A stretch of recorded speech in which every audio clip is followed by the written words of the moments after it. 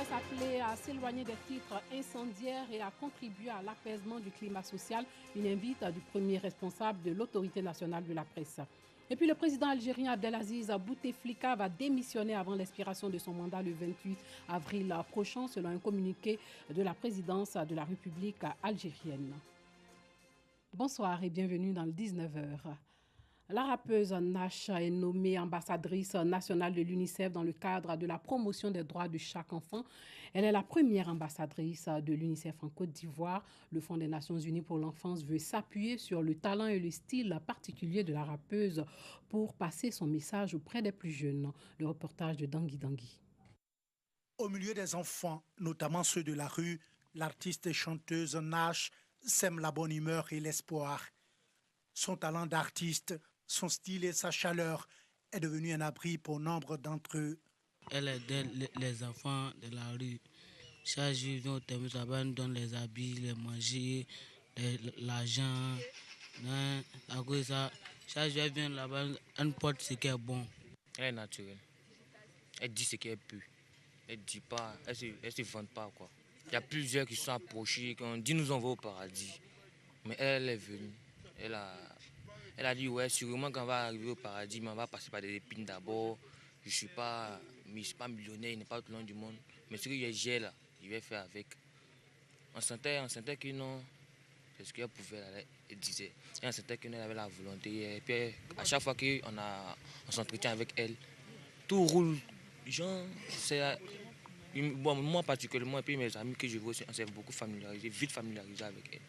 Depuis quelques années, Nash, de son vrai nom Natacha Flora Sonloué, a fait de la protection des enfants son nouveau combat. Ses efforts sur ce front viennent d'ailleurs d'être reconnus et récompensés. Elle est nommée première ambassadrice d'UNICEF en Côte d'Ivoire. C'est pour un enjaillement et puis vous avez vu qu'il y a Caraï léger sur côté. Voilà, il va y verser dans Tassa. Comme créer la lagune des lames, mais bon, voilà, c'est l'émotion. J'ai juste pour dire que c'est un plaisir pour moi, c'est un honneur, comme c'est une grande responsabilité. Et je suis vraiment honoré d'avoir ce titre d'ambassadrice aujourd'hui. C'est un travail qui a été fait en amont. Voilà, ça veut dire qu'on a quand même bossé. Et puis au-delà de ça, en tant que jeune fille, en tant que quelqu'un qui a été enfant aussi, voilà, je me dois quand même d'apporter un bon espoir à ces jeunes, surtout qui sont dans la rue, parce que c'est un peu ça mon domaine de prédilection. L'UNICEF entend s'appuyer sur les talents et les aptitudes de l'artiste et chanteuse pour donner plus d'écho à son message, notamment au sein de la jeunesse ivoirienne. Sa mission est de faire entendre sa voix et de dire là où elle le peut et à tout moment où elle a des prestations publiques que c'est la responsabilité de tous de protéger les enfants, où qu'ils soient. De quel que soit leur niveau de couche sociale, riches, pauvres, musulmans, chrétiens, filles, garçons. Donc c'est vraiment de défendre tous les droits d'enfants. En Côte d'Ivoire, le Fonds des Nations Unies pour l'enfance travaille, entre autres, pour que chaque enfant naisse et grandisse en santé, dans un environnement propre, protégé contre la violence et l'exploitation. La presse a pour rôle premier d'informer, mais a aussi un rôle d'éducateur. Mais l'organe de régulation de la presse et de la presse numérique a constaté l'escalade de titres incendiaires. L'autorité nationale de la presse, l'ANP, invite donc les journalistes à respecter l'éthique et la déontologie du métier en favorisant le renforcement de la cohésion sociale. Raphaël Lacoué l'a relevé lors d'un séminaire à Grand-Bassam, le séminaire du Forum des directeurs de publication de Côte d'Ivoire. Maillon important dans la chaîne de diffusion d'un article, le directeur de publication est le premier responsable du contenu d'un journal. Dans une rédaction, le directeur de publication, c'est lui qui organise tout. Et quand il est bien formé, alors il est bon pour la rédaction et pour ce pays. Quand il est mal formé, il est dangereux pour sa rédaction et pour le pays.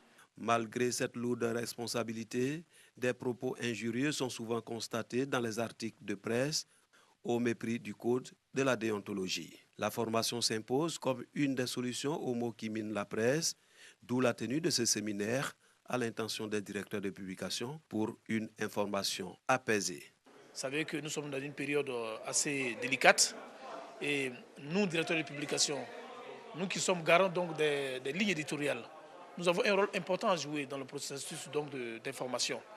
Et donc, il nous est apparu utile de mobiliser donc tous les directeurs de publication de Côte d'Ivoire pour cette formation, pour leur donner des rudiments nécessaires pour écrire dans le sens de l'apaisement dont on a besoin dans le pays. Le directeur de publication bien formé permet de nettoyer les écrits des journalistes afin de contribuer, comme le thème dédié à l'apaisement du climat social. Raphaël Lacbé, formateur du jour, par ailleurs président de l'autorité nationale de la presse, a dans son exposé fait le diagnostic des maux qui minent la presse ivoirienne avant d'inviter les directeurs de publication à plus de professionnalisme. Il y a les termes qu'il faut utiliser pour ne pas heurter, pour ne pas blesser les lecteurs. Donc à ce niveau-là, le directeur de publication intervient pour que l'information mise sur le marché, en tout cas, soit acceptable, on va dire qu'elle puisse être digérée par le grand public. Quand quelqu'un donne une information, au lieu de dire que la personne ment, on peut dire que la personne dit des contre-vérités. Ce séminaire qui s'est tenu sur 2 jours dans la ville de Grand-Bassam est une initiative du Fort des PCI, Forum des directeurs de publication de Côte d'Ivoire. Ouverture aujourd'hui de la session unique ordinaire de l'Assemblée nationale de Côte d'Ivoire en présence du chef de l'État et plusieurs membres du gouvernement. Le président de l'Assemblée nationale a évoqué les attaques terroristes dans les pays voisins ainsi que l'immigration clandestine. Les questions liées au système éducatif étaient aussi sur la table. Amadou Soumaoro a appelé les enseignants à la responsabilité et les autorités au dialogue avec les différents syndicats. Le président Ouattara a annoncé la nomination dans les prochains jours des 33 sénateurs. Le projet de loi relatif à la CEI sera déposé devant les députés en prenant en compte les propositions qui renforcent la confiance au sein de l'institution. Hors de chez nous, les Maliens, après la douloureuse perte dans le village Peul de Gassagou, retrouvent peu à peu le sourire. L'équipe de Bonjour Tour 2019 s'est rendue à Bamako pour leur redonner le sourire. Choukenpat, Papitou, en cas de cas, Willy Dombo, Maladamo et Marcelin Govoy, ces humoristes et animateurs ivoiriens accueillis à l'aéroport Modibo Keïta de Bamako par l'équipe de production de l'émission Bonjour de la RTI. Leur présence participait à Bonjour Bamako ce lundi 1er avril au Palais de la Culture Amadou Ampateba. Salut, on est à Bamako, c'est la Côte d'Ivoire en puissance et en force avec les vrais humoristes. Après l'accueil, direction l'hôtel. Une brève pause et le cap est mis sur le Palais de la Culture. Ces humoristes ivoiriens, heureux d'être présents à Bamako, apportent leur soutien au peuple frère du Mali pour le deuil. Nous sommes de cœur avec le Mali, nous sommes solidaires du Mali parce qu'il y a eu 3 jours de deuil que nous observons aussi avec nos frères maliens pour dire qu'on est de cœur avec eux et que nous allons leur offrir de l'humour pour apaiser leur cœur et panser leur plaie. Si vous avez raté, vous le savez, lundi, pendant ce temps, les organisateurs sont à la tâche. Dans la salle Bazoumana Sissoko, tout doit être prêt pour assurer au public de Bamako un grand spectacle. Spectacle que de nombreux Maliens, malgré le deuil et le report, ne veulent se faire compter. On a besoin de ça, parce qu'avec le Nord qui est chaud, avec les conflits intercommunautaires, chaque fois c'est des grands débâcles qu'on nous annonce, les morts. Si on a ces genres d'événements pour nous divertir un peu, ça fait qu'on oublie un peu toute la souffrance que ce pays vit. J'ai pu vendre des tickets hier, beaucoup de tickets, même aujourd'hui. Je viens de vendre plusieurs tickets. Bon, il y a certaines personnes qui arrivent, qui demandent. Ils aiment toujours venir à la dernière minute pour se rassurer, quoi. En plus des humoristes ivoiriens, ceux du Mali seront à ce grand rendez-vous du rire et d'humour. Ce n'est pas un match Niger et puis Bamako, non. Venez, nous sommes là pour vous faire plaisir. Un mot de sport, Morifere Aïssata Soumaoro, vainqueur du rallye de Jacquesville, qui a accueilli le 2e rallye de son histoire les 30 et 31 mars dernier, une étape orchestrée par la Fédération ivoirienne de sport auto. Morifere et Aïssata Soumaoro ont été tonitruants sur le 2e rallye Jacquesville. La puissance du nouveau bolide leur a permis de pointer à l'assistance près de 30 minutes avant leur poursuivant direct. Morifere et Aïssata Soumaoro sont donc grands vainqueurs du 2e rallye Jacquesville. On a l'impression d'avoir fait un mini bandama. Et quand vous voyez l'hécatombe qu'il y a eu là-dessus, c'est parce que c'est très dur le circuit. de Jacquesville. Cette année, l'organisateur il a mis le paquet. Je crois qu'on a été servi. Non, on est très satisfait. Même s'il a été puissant sur le circuit de Jacquesville, l'équipage du team Full Gas n'a pas réussi à déloger Maxima Bondio et Hugo Borges de leur piédestal. Tino et Hugo demeurent leaders du championnat national sur 4 roues motrices, même s'ils ont connu encore de nombreux déboires sur le circuit avec leur Evo 9.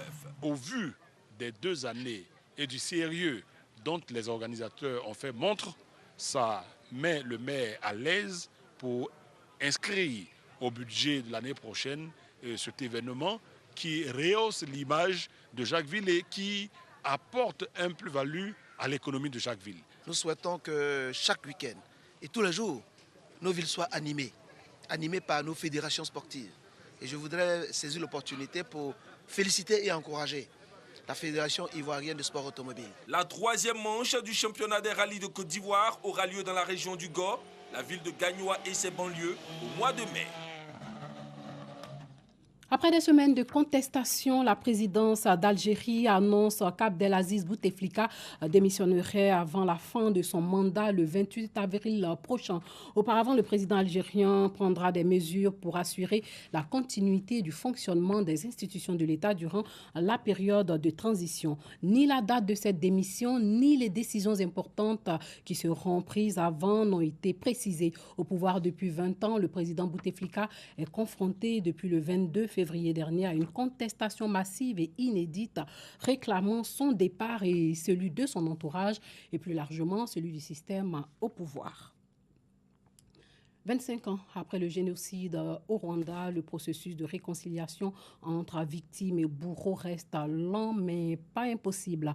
Entre avril et juillet 1994, le génocide a fait 800 000 morts, essentiellement au sang des Tutsis. La commémoration des 25 ans du génocide au Rwanda, le 7 avril prochain, avant cette date, bourreaux et victimes sont sur le chemin de la réconciliation.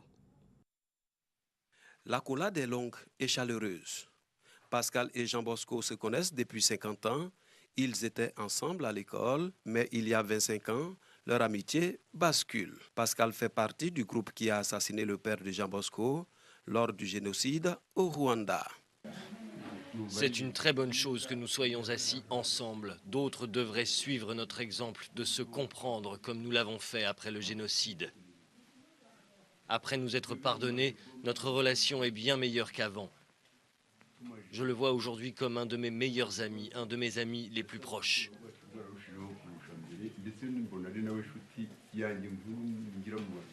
Ces 2 paysans ont la soixantaine. Ils vivent dans le village de Moutete à 45 km au nord de Kigali, une région agricole où ils font pousser du manioc, du sorgho ou encore des patates douces.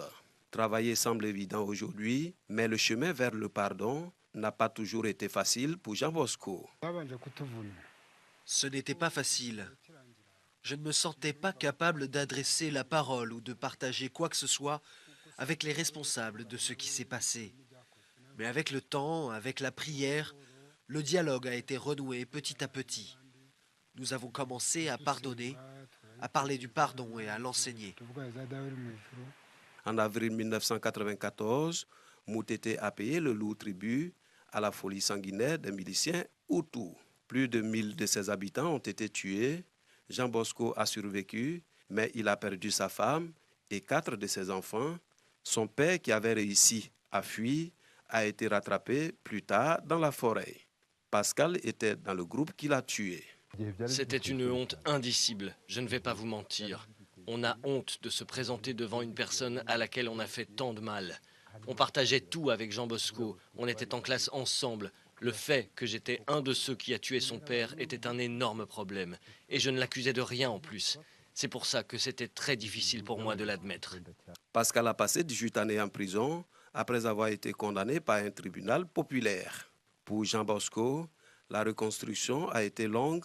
Aujourd'hui, il est remarié et a eu 5 enfants. En France, la franco-sénégalaise Sibeth Ndiaye a été nommée secrétaire d'État, porte-parole du gouvernement, ancienne conseillère presse d'Emmanuel Macron. Elle remplace Benjamin Griveaux, désormais candidat au municipal à Paris.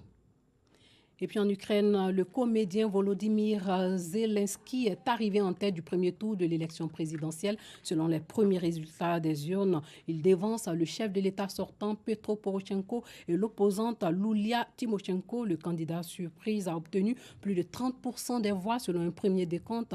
Il va affronter le président sortant Petro Poroshenko au second tour, arrivé second de ce premier tour avec plus de 16% des votes. Voilà, c'est tout pour ce soir. Portez-vous bien.